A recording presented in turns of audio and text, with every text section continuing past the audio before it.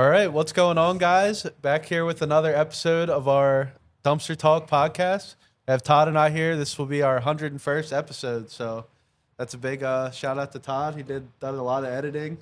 A lot of editing. A lot of editing, a lot of posting, lots of work to get them out there. But we have two very special guests with us today. Thank you guys for coming on. We have Kurt Meckley and Dan Urban with Heck Construction. So, yeah, thank you guys very much.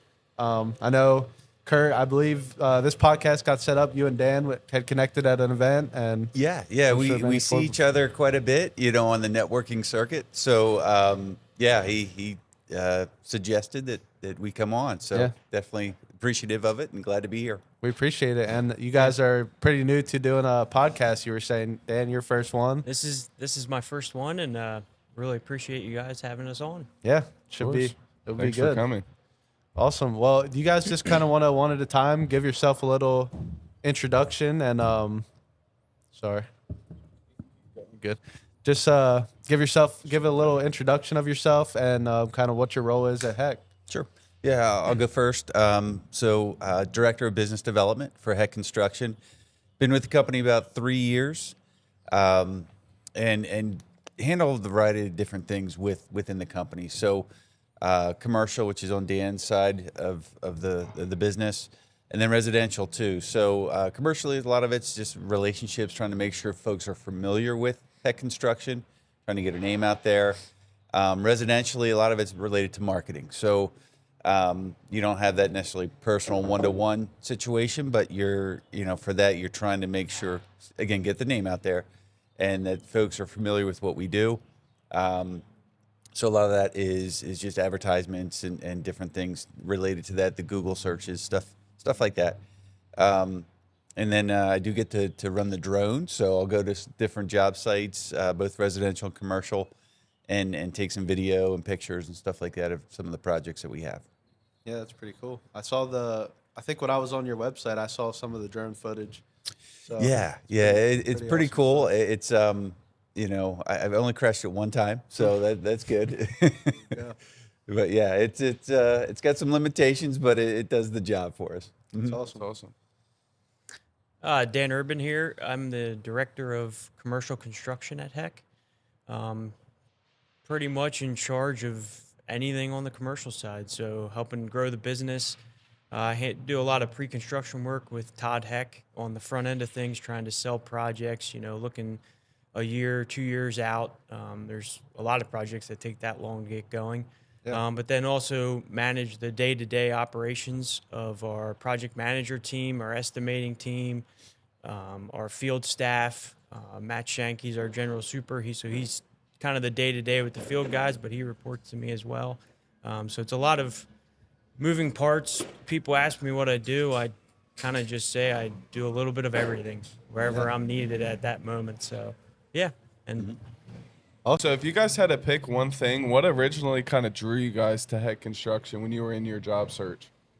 yeah, so it was Matt Shank, our general super. I worked with him previously at a previous employer, and he kind of knew I was looking to move up in a company, and I was kind of pigeonholed as in a carpenter's position.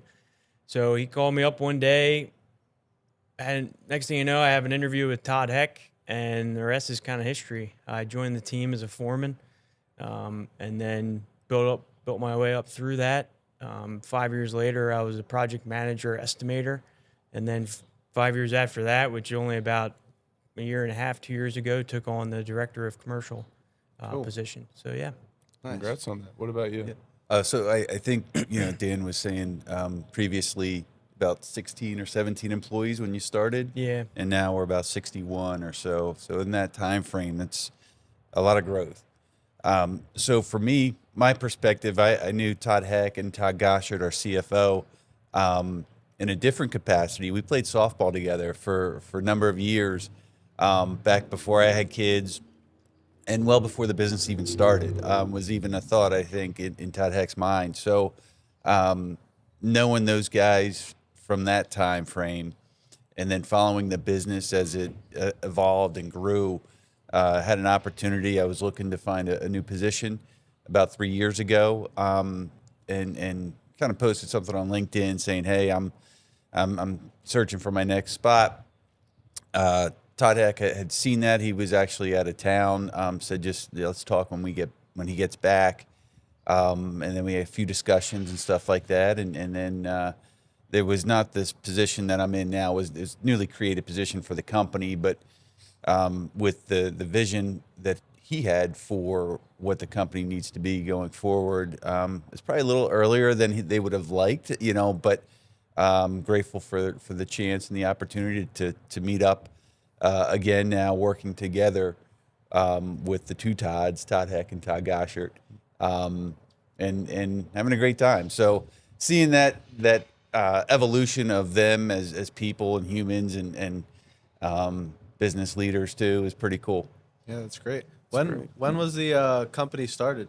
2006. 2006. Yeah. Awesome. Yep. Just by Todd Heck, and grew it from there. Okay. So 20th year anniversary. That's right. Yeah. Congrats yeah. on that. In November. Yep.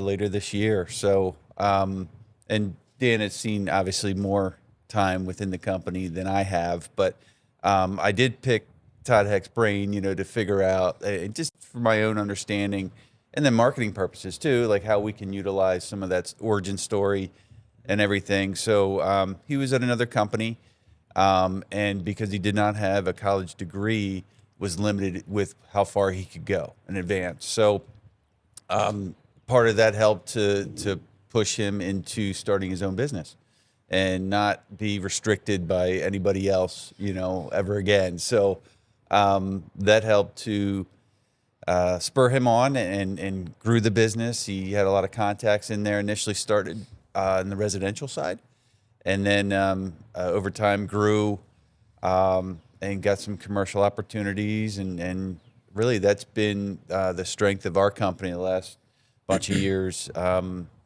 By far, revenue-wise, probably 3/4 of our revenue is commercial versus the residential side. Yeah, that's great. We're the scrap that comes in here is similar. Like I would say probably now it's like 85 to 90% is the commercial business, and then the other is the residential. People bringing in like doing jobs at their house, aluminum cans, stuff like that. Yeah. So pretty similar.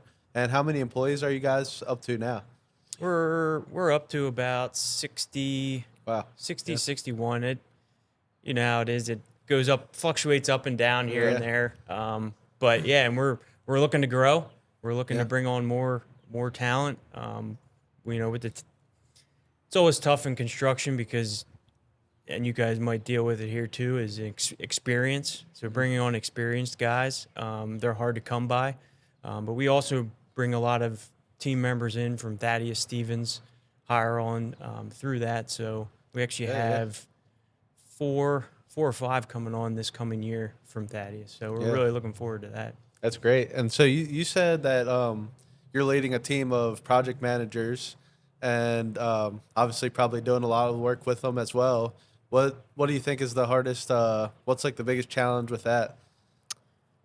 The biggest challenge, I would say, is getting leads is the biggest challenge, but then also selling the projects and then seeking them through. Biggest challenge in construction all around is the unforeseen. Every day is different. Every day something can change on the job, and it's how we react to that is what can set us apart from other companies. Yeah, for sure. What would you say that is Heck Construction's biggest selling point? What is your guys' bread and butter? Our bread and butter is kind of we call it a bid by run process. So a big selling point for us is you come to us, say you have a project here at SOD, and you say, hey, we want to put an addition on. Well, the first day you'll meet myself, Todd Heck might be involved, but then you're going to be introduced to a project. I'm going to bring a project manager on all but day one, and they're going to see that project through from the beginning to the end. So through everything, through the bidding process, the pre-construction process, all of that stuff, and then through production.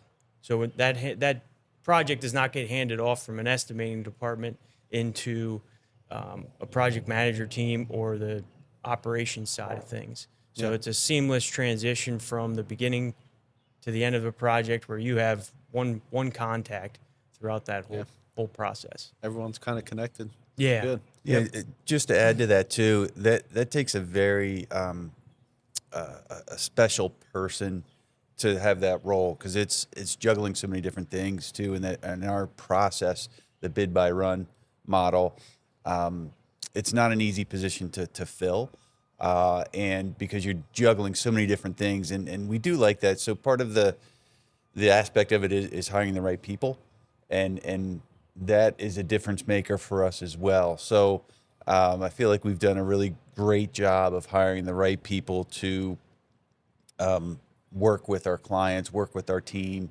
and manage all of that stuff, because it's a lot. It's a lot for them to manage all the elements of a project and the personalities and different things like that. So yeah, just wanted to add on to that for sure. No, that's perfect. Thank you. We see it a little bit in our industry, but how do you guys kind of see technology changing construction over the next 5 to 10 years? Technology is, well, we all know this, it changes all but daily, Yep. if not hourly.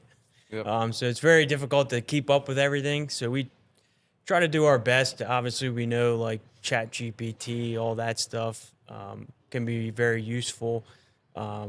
As far as the hands-on stuff, there's not a lot that's changing technology-wise. You know, there's equipment we use that helps us out, but really hasn't taken away from, you still need the hands-on work.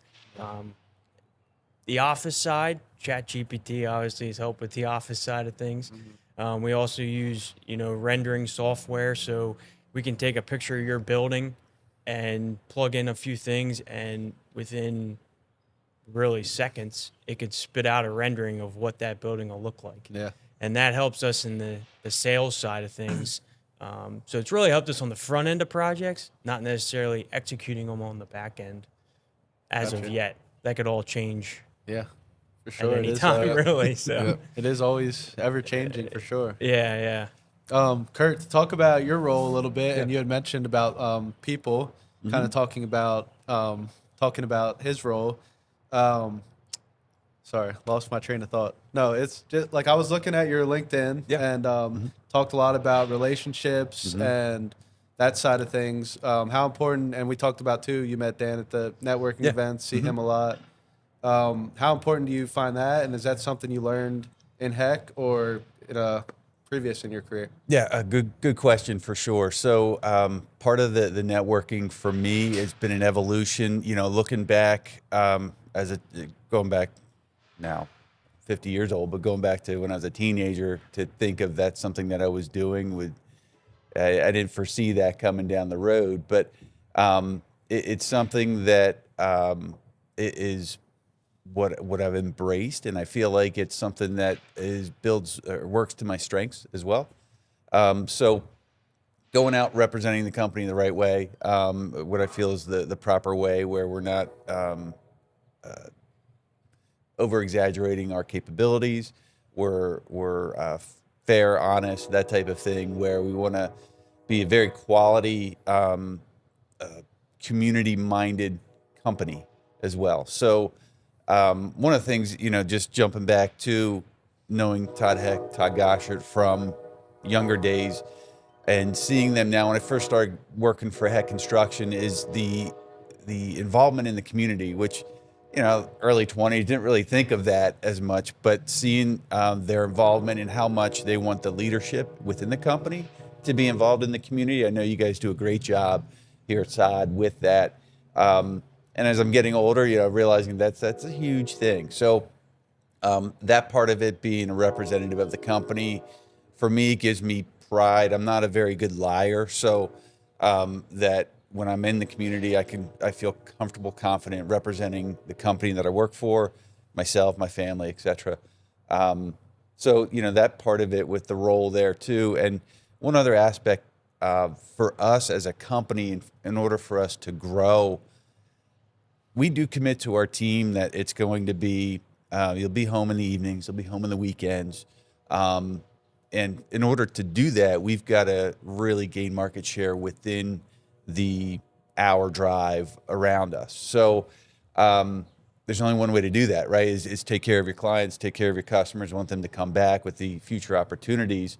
That if we don't have that, then our growth is really going to be hampered. So in order for us to grow, we got to make sure we're taking care of our clients, and just have them raving fans of us, right? So they're going to be bragging about the work that we do to their friends and other folks in their industry and stuff like that. So it's all part of an evolution. For me personally, trying to lead that, communication and that representation out there in the marketplace for sure. Yeah, that's something we've learned kind of in our early career here. We got to go to like a lot of networking events, stuff like that, and like even like for Heck, for example, you guys might not have like the cheapest bid on like a project or something, but if your customer knows that like they're well connected with people at your company, they know you'll take care of it, it's going to get done right. Yeah. You still win the job just because of just that relationship you're talking about. So Right. Yeah, that's huge. Yeah, for sure. On the residential side, I'm tracking some of the numbers and where we're getting our business from, and it's still referrals are higher percentage than like the marketing side of things. So, Yeah. which is great. We want to have that. We have a stronger closing rate with those for sure. But in order for us to grow, you got to have both of those things kind of expanding at the same time. But yeah, we need the referral customers, and in order to do that, we got to make sure we're taking care of them the right way and that they want to come back. Yeah, for sure. Yeah, thanks for sharing that. Who is your ideal customer? If you had to, I know you guys work with a lot of different companies, but if you had an ideal customer, who would that be? So All of them. yeah, All of them. That's just putting it short, but yeah, pretty much all but all of them. When we've kind of found a niche on the commercial side with healthcare networks. So we do a lot of work with our local ones, pretty much all of them, and found that we can deliver exactly what they need with, we found a niche in it is that the size of our company typically can't service what they do and the projects that they have, and also know all the different requirements that go into it. So that's probably one of our biggest niches, I would say, is the healthcare sector. And then, there's not any set what's our perfect client, I would say. right. But that would be one of them. Yeah, so that handles the commercial stuff. I can speak a little bit on the residential side. Like for us, residentially, we don't do too many custom homes, maybe a couple a year. Primarily, it's renovations, remodels, additions, stuff like that. So with the folks like myself holding on to a great interest rate on their current home and not looking to lose that rate, if they want to make their current building or home, something extra special that they want to update, upgrade, make larger. You got multi-generations living in the same house, whether it's the parents or adult children, can do in-law quarters, stuff like that. So that type of ideal client on the residential side where they're looking to improve the current home that they have. Yeah. Perfect. Thank you. One thing, like obviously we deal with it here. A lot of you guys are in construction, so it's like blue collar. What's the culture like at Heck Construction, and what's kind of some things you guys do to work on that? So the culture at Heck Construction is team. So teamwork. Doesn't matter what position you're in. If you're Todd Heck all the way down to the bottom, you're all part of a team. We try to be very open with everybody. If you have a good idea, bring it to the table. It's not necessarily that we're going to do it, but bring it to the table. We want to hear everybody's take on things.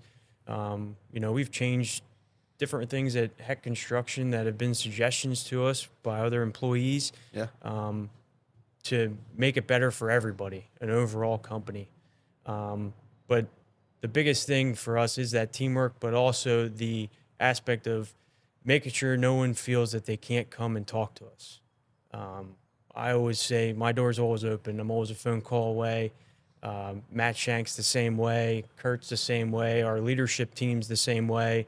If something comes up and you're hesitant or whatever it is, just call somebody, ask the question. Don't ever be afraid to speak up. And then also on that teamwork is to have fun. We want people to want to enjoy to come to work. There's everybody has the tough days. Like, oh man, this day is going to be tough. For sure, But yeah. at the end of the day, we want to make sure that it's not every day. Yeah. We want to make it enjoyable and a fun place to come to work as well. Yeah, that's great. Yeah, just to add to that too. So, a lot of businesses have this challenge where the majority of our employees are not in an office setting. They're out there on an island, more or less. They're different job sites. Residentially, there's more volume of jobs. Commercially, they could be at the same job for a few months at a time. But how do you get that culture when there's a disconnect, like physically a disconnect away from the office? So that's a challenge for a lot of businesses. Even if in a manufacturing setting you have the office folks and the shop, whatever. So part of that communication and having that ability to connect with those folks and have them feel like they're a part of the company too. So we've started a newsletter a couple years ago, trying to get everybody familiar as we're growing of some of the goings on of the company. We've had a really strong, knock on wood here, maybe that's not wood, but our safety record has been really good. There's consistent communication on that. Toolbox talks every week. So trying to communicate that culture, it's challenging for sure. We do have different company events as well, picnic and Christmas parties and stuff like that. So I know there's a lot of guys and gals in the field that want to connect with each other. Sometimes they just get together on their own too. Because they enjoyed working with somebody and haven't seen them for a few months, and they'll try to connect at some point outside of the company. Some go hunting trips together and stuff like that, fishing trips. I love that. It's great stuff. That is great. For sure, especially as you guys grow, like you said, as you guys grow, get more employees, it makes it even more and more challenging. So Yeah, for sure. yeah, that is good. Can you guys remember a most influential mentor or leader that you guys kind of had in your life? Yeah. So prior to coming to Heck, I worked for Haller Enterprises for about 9 years, and I had some fantastic leaders and managers above me. Just to name a few, Eddie McFarland, Aaron Becker, Leslie Clunan. They've really helped me grow. I was managing a sales team and some other groups there, but they would challenge me too, put me in uncomfortable positions sometimes, but that's the way to grow. And in fact, our company motto at Heck this year internally is get uncomfortable, because it's the only way you're going to grow, right? But it was a supporting, coming from a supporting angle and stuff like that. So it's been, for myself, I learned a ton from those folks and others too. I don't want to skip out on anybody else too. My time there at Haller, Kevin Weaver, Matt Kaplinger. So they were. It was really good. Just a learning environment, I guess, to put it that way. And the team I had, they performed too. So it goes hand in hand, right? So you have that type of leadership and support and can really get after it. So hoping to take that with me wherever I go next, to however much time here I'm in Heck Construction. Well, hopefully until you retire. Yeah, I know. Yeah. As I was saying that, I'm like, oh yeah, it's probably not coming out right. No, and for myself, I would say going back towards the beginning of my career, and even before that, I got to shout out my parents. My parents kind of are the reason my work ethic is the way it is. Seeing my dad do what he did, going to farmers markets, over the week, and on the weekends he'd be working every Saturday growing up. And then my mom, raising 3 boys and a girl, all at home. We were all homeschooled for most of our lives. So doing all that plus working. Yeah. So they really instilled my kind of the work ethic. And then when it comes to kind of the business side of things, I'd have to shout out probably some of the carpenters that helped me in the beginning. Matt Shank would be one. Bobby Brown, who actually his son works for us as a carpenter. Rick Risser. There's a slew of guys that worked with me hands-on right beside me when I was in the field that, instilled those eye for quality, knowing what to look for, what not to do. And then somebody that's helped me grow into the position I am now would be Todd Goshard and Todd Heck. They've put a lot of time into me through the 11 years, giving me a lot of opportunities, and pretty much helped me get to where I'm at within Heck Construction for sure. Yeah, that's awesome. great. It's great you guys carry that stuff with you, and I'm sure Todd and I will look back early in our career too and take a lot of it with us as well. That is huge. Just want to clarify, you've earned those opportunities. It wasn't given to you. You've earned them. Sure. Yeah. That's awesome. Thanks for sharing that. Do you guys want to talk about just anything like personal life? What do you guys like to do kind of when you get to clock out at the end of the day? And yeah. Clock out at the end of the day. Well, I pretty much. Or if you never do, I guess. just Yeah, what you're doing at the same time. I don't really ever clock No, out. yeah. I was a phone call away, but the things I enjoy, if you say clock out, I just clock back in when I get home. I have 2 young ones, 3.5 and almost a 2-year-old. So Awesome. they keep me, 2 girls, they keep me moving Keep you pretty busy. good. Yeah, Yeah. I And believe then, tackling that with the wife. So, that's fun. It's enjoyable. It's just, different stage of life, but it's a lot of fun. Yeah. To do that. And then hobby-wise, I play roller hockey. Awesome. I've been playing that since I've been 5 years old. Cool. Play with a group of guys actually right outside Columbia here, Cool. Fairview Park. Oh yeah, we play lots of basketball up there. Oh, very nice, very Yeah, in the nice. summer Yeah, and we play stuff. every Sunday. Have been for probably 20 years now. I'm sure we've We've probably been seen up you there up at the there same a time. lot. Yeah, Probably. yeah. Cool. So love doing that, and then golf. Yeah. I play a lot of golf, and really to sum it up, anything with sports in my free time. It's Basically. awesome. Yeah. That is awesome. I've been trying to get into golf. Like last year was the first year I played a lot. And then these past 2 Sundays I played over at Overlook.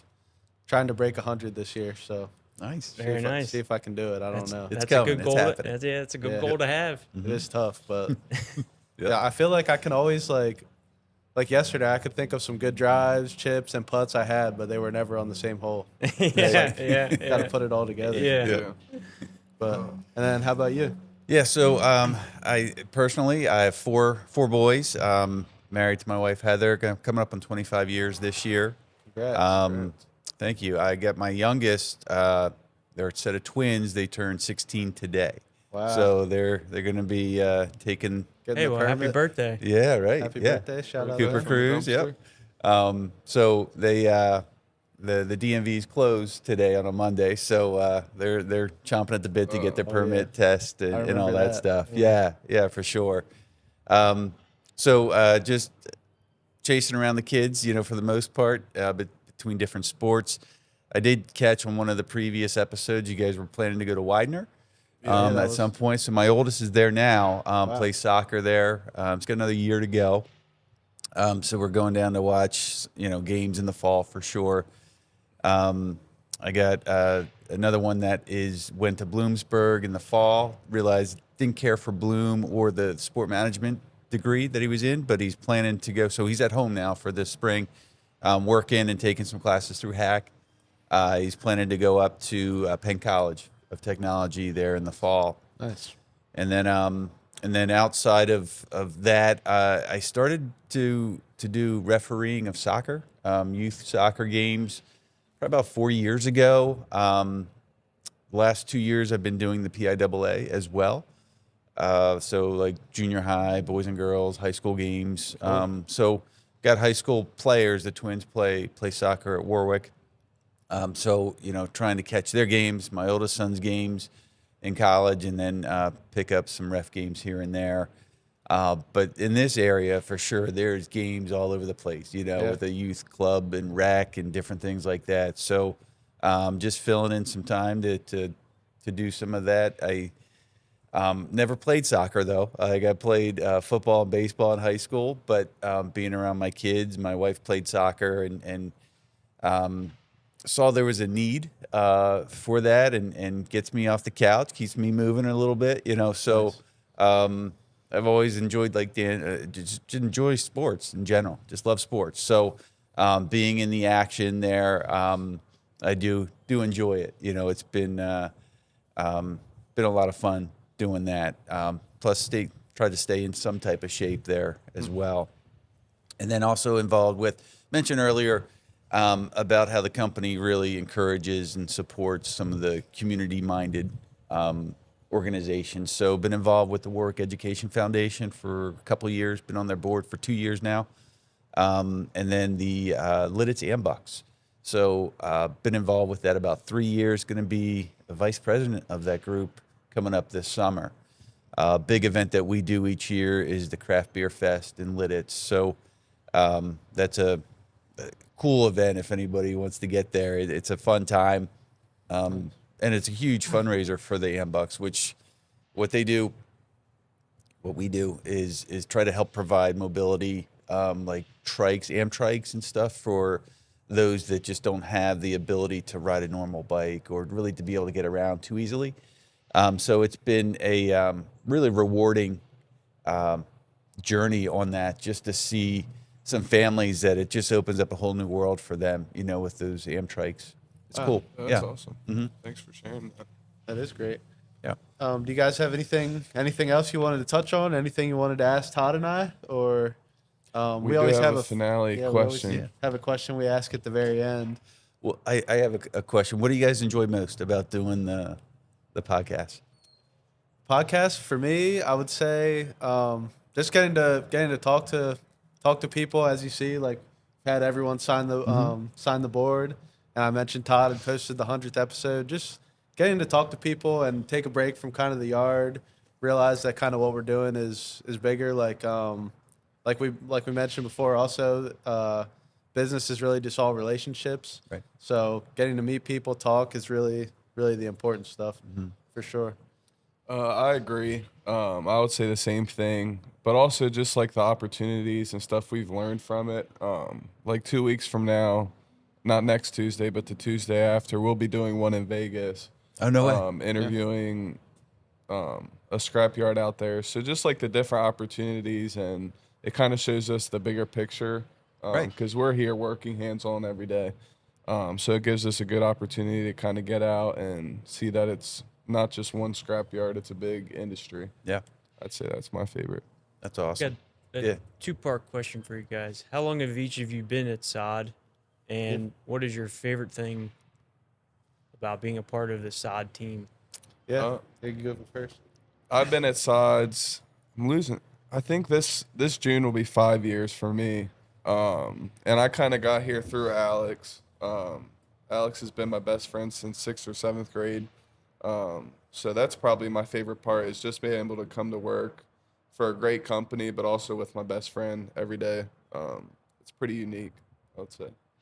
Yeah, and myself, just like a year before Todd, so 6 years. We both graduated high school in 2020. So my older cousin Mike, I don't know if you guys met Dan's cousin Mike. They're the co-owners. They're both third generation here. I reached out to him and kind of started as a summer job. And then, yeah, we've kind of both worked our way up and got to see a lot of different stuff.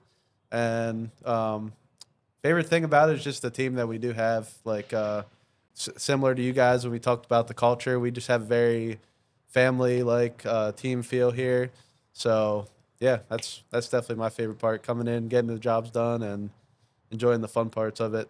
Like, yeah, we do a lot, the networking events, getting to be with, like, the team, Dan and Eileen, that's always great. And then also working with the guys in the yard, too. It's all really good.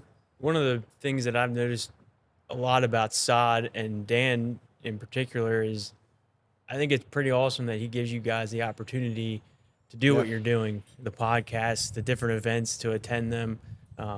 Yeah, I think that's pretty cool because it's helping build your guys' leadership skills at a Yeah. young age. Yeah, no, definitely For shout sure. out to Dan. It is like when we talked about the mentors and stuff. It is we've had it very unique here. Like a lot of definitely all the scrap yards around here, probably in PA, they're not sending like anyone to go to the convention in Vegas, stuff like that. So Like Dan and Yeah. Michael, they're staying back so we can go. Yeah. So they're kind of covering for us, and it's just like a very unique opportunity. Like we didn't finish college, so we were able to have kind of a different route to learning, I guess. So we're very lucky for that, for sure. Yeah. yeah, And I'm all about that. When I started in this, the construction industry, I was sweeping brooms, yeah, doing the worst of the worst work. Yeah. And hey, hard work can pay off yeah, for for sure. a lot of different industries. So yeah, For just sure. keep your head down and keep at it. You have Yeah. to find people who believe in you and are willing to kind of take that chance in you. As long as you have that and you're a hard worker, I feel like it'll always work out. Oh yeah, Yeah, sure. We definitely had a kind of similar. It was like our first job we did is down over the hill back there, just like torch cutting skeleton plate. So it's like a metal fabricator. They bring in their scrap plates that they made cutouts of, something like this stainless one, and we have to cut that down into 2-foot sections so we can sell it to the foundry. So that's just like a lot of just like head down, just keep cutting for hours. Tedious work. We did a lot Yeah. of that. Still do it to this day, but kind of have some other opportunities now too. So Yeah, hats kinda- off. Hats off to awesome. you guys. I mean, to be that bold and to do it. I love it. It's Thank great. you. appreciate it, We man. appreciate it. Thank you. Well, our last question that we kind of ask everyone is just if you guys were 20, Todd and I are 24, 23 now. Yeah, your birthday's in June. Yeah. 23, 24. If you guys could go back to that point in your life, that point in your career, what's a piece of advice that someone did give you or wish they had given you at that time? For me, and this is more personal to my, I guess, personality, if you will. Being bold, like you guys are doing now, and a lot of the stuff that probably my generation, at least for myself, was, work for a company for a long time and they're going to take care of you and so forth. And you stick with that one company all the way through. And that's just not the reality of it. I think for you as a person to grow, you have to go and try some different things, not job hopping necessarily, but to be able to, if the opportunity is not there where you're currently at, keep your eyes open for other opportunities where you can maybe come back to that, company if you love it. But, to get that experience, I have a couple friends of mine, one in particular moved to a different state, grew his career there, came back and really has taken off. He owns a business now and different things like that, where, like for myself personally, yeah, I didn't have that courageousness to make that jump. It was more like keep doing what I'm doing, put my head down, and so forth. But then once kids come into the picture, it's a whole nother game and a whole nother element. But prior to kids, stuff like that. If you have that opportunity to really grow, is be bold and take that next step. Yeah, sure. That's great you. advice. Thank you. Probably my number one thing would be patience. Be patient with it. Back when I first started I'm like, man, when am I going to get to the next thing? When am I going to get the next thing? And great things take time. I've been in construction now, I don't even know, 18 years, 17 years. So it's taken time for me to get to where I'm at now. But all that stuff you go through in the beginning, it all pays off. But just to have patience, just stick with it, be due diligent towards what you're doing. Like we've talked about a couple of different times, is the hard work. That just really pays off at the end of all of it. And then similar to what Kurt said is about, being bold, is get out of your comfort zone. That's something I probably learned a little bit later in and I would say probably when I took a leap to come to Heck, when I decided, here I'm going from a 100 employee company to one that has 16, and having faith in somebody that I trusted that we're going to grow this thing into something that's larger than what it is now. So that was way out of my comfort zone at that time. And then even continuing with, what I'm doing now.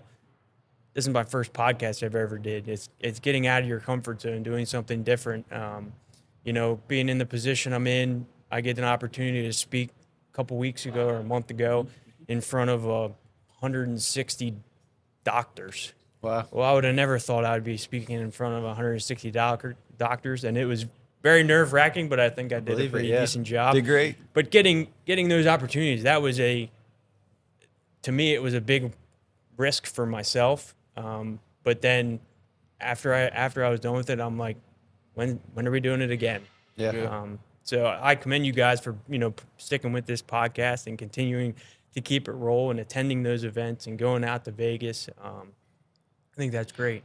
Thank you, man. We really appreciate you guys. Yeah. That's great for sure. I know it's not easy, like trying to get content, trying to get folks in here and stuff like that. It's just a continual grind there. But yeah, keep it up. Have to be consistent. Yeah. We appreciate that. Yeah, never give up on the grind. Never. You're gotta keep grinding forever. I was just talking to somebody the other week, and they're in their 60s and getting close to retirement, and they're like, still grinding, still keeping at it. Keep after the grind. Yeah, Always. yeah.